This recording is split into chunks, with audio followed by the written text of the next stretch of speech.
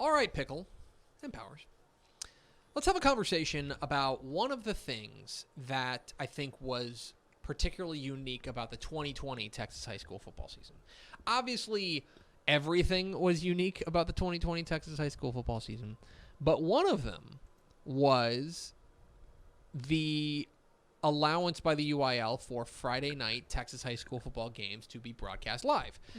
If you are just joining us, before 2020, the UIL had a ban on televising, I should say. You can do like radio, but televising live Texas high school football games.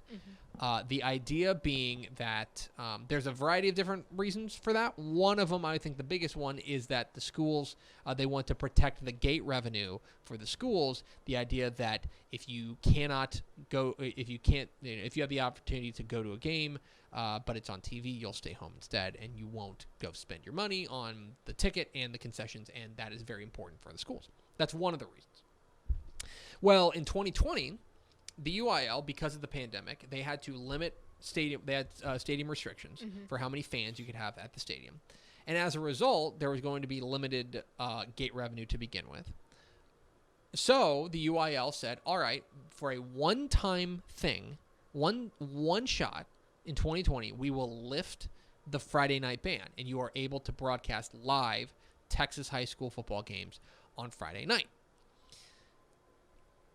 I'll just issue my positioning statement, which is I think it was a pretty overwhelming success.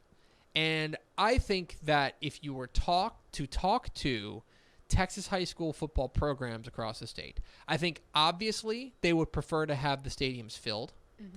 But I think that in their absence, I think that this was a way for them to recoup a little bit of those losses and to allow Texas high school football fans to be able to see the game without being there in person. The question now becomes, do you continue that into the future? Let's work under the assumption that in 2021, when the season rolls around in August, and knock on wood, do your part, we're able to have full or close to full stadiums capacity in the 2021 season. Does the UIL then keep it, lift it permanently, is kind of the question. My vote, if I were to vote, it would be yes. I think that what we learned is that if folks have the opportunity to go to a game versus sitting at home and watching a broadcast, as good as some of these broadcasts are, like our friends at Texan Live, right? And it's a variety of other places that have streamed games. If you have the opportunity to go to a game, I don't think you're going to pass that up to sit at home and watch it. And so I do not think that it is making any sort of real impact on the gate revenue, but I am certainly interested in other opinions on that matter. I think that it was a rousing success, and I think that the UIL should remove the ban permanently. That is my particular take on the matter. I will agree with you.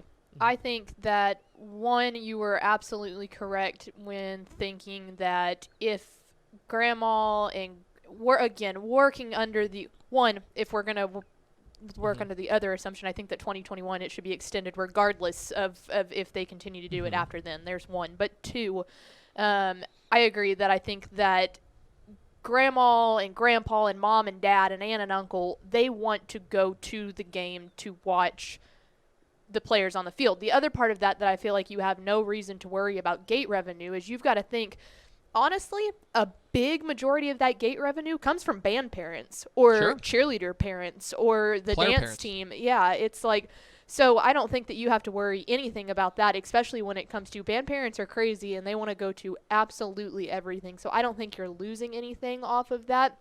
And I also feel like if they do keep it going, and there are the people who want to stay at home and watch multiple streams and whatever, all that does is help to grow the sport of high school football even more than where it already is, because you're getting now, especially last year, I know that like when college football or NFL football wasn't necessarily going on at the time, or it was still up in this giant bubble of is it going to happen, is it not going to happen, people started to dive into high school football more and realize the fun in it and stuff, and they're like, well, look, if I can have a college football game going over here on a Saturday afternoon, and do that. But then again, on a Friday night, it's like, why wait to watch football when you can start on Friday night? So go ahead and do it. I think it just grows the sport even more and is going to bring in people who then might want to go to a game and put in the revenue if they're not usually doing that.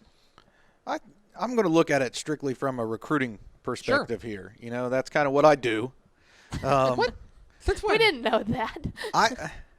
I like the availability to watch the games in total as a recruiting evaluator, right? We get caught up on watching a lot of highlights and things of that nature. But I think this gives the talent, and not only in football, other sports that would also take advantage of being streamed to where you can watch their games as well, for college coaches to evaluate you within a game setting.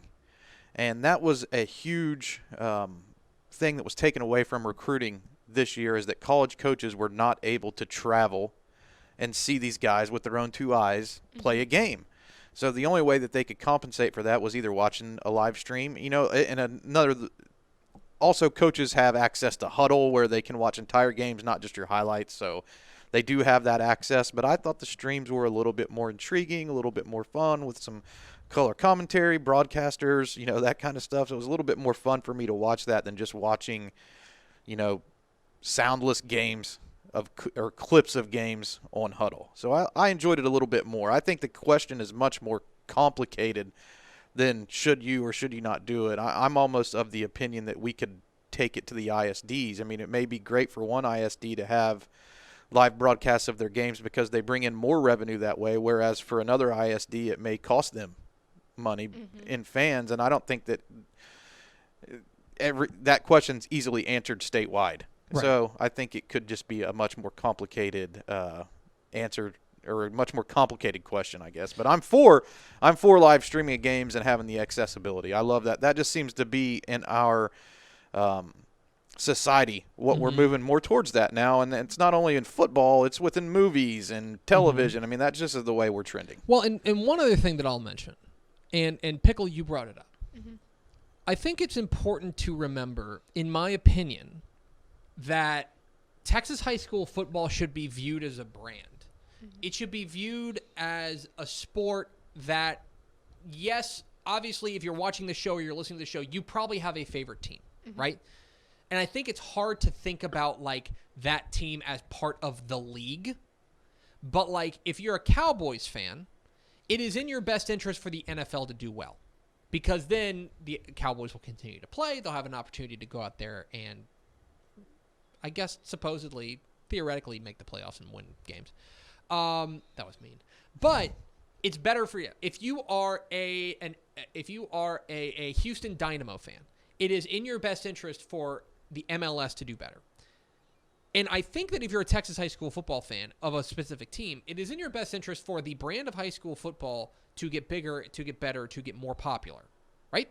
And as a result, I think that giving people the opportunity, especially not only within the state, to view games on other parts of the state, not only that, but also people from outside of Texas to get an opportunity to view Texas high school football and to grow that brand that way, I think all of those are positives. And I think that, look, are there some bad actors out there as far as streaming is concerned? Look, there are crooks in every business, right? There are crooks in every business.